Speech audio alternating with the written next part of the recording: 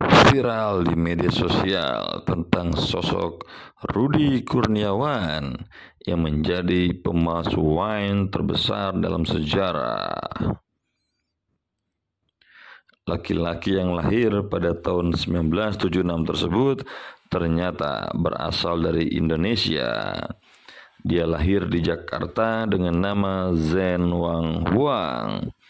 Baru pada akhir 90-an dia pindah ke Amerika Serikat. Ketertarikannya pada wine terus berkembang.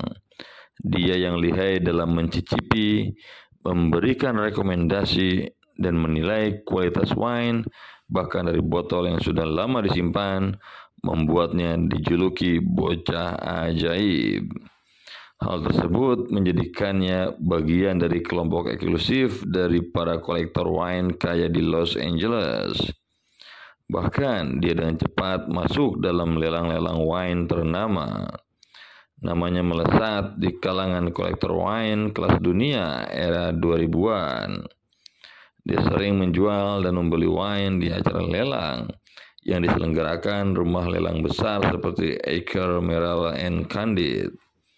Dia bahkan sering menghabiskan jutaan dolar untuk mengoleksi wine langka dan mahal dari Burgundy dan Bordeaux, dua wilayah penghasil wine terbaik di Prancis.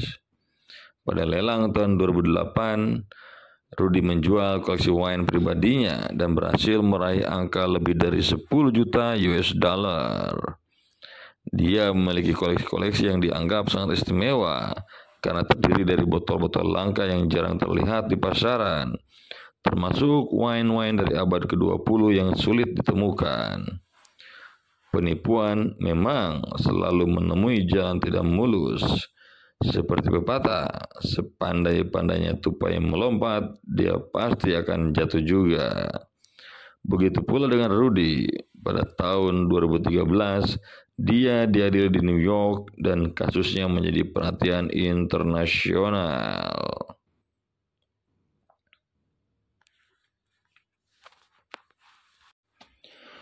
Terungkap selama persidangan bahwa dia telah memasukkan ribuan botol wine yang bernilai jutaan dolar.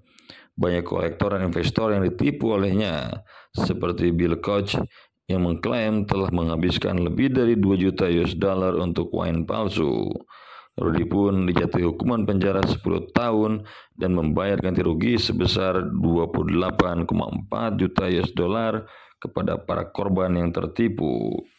Persidangan tersebut hasil dari penggerebekan yang dilakukan Federal Bureau of Investigation pada tahun 2012 di rumah Rudi di Los Angeles. Ternyata dia membuat laboratorium wine di rumahnya. Dia menyampurkan wine murah dengan wine lain untuk meniru rasa dari wine mahal. Bahkan dia memasukkan label botol dan mencetak ulang label wine terkenal agar seolah-olah botol tersebut berasal dari tahun dan produsen tertentu. Pencinta wine tidak lagi perlu risau.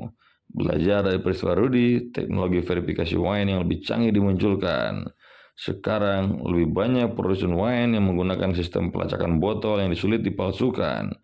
Contohnya chip RFID dan label unik yang dapat dilacak secara digital.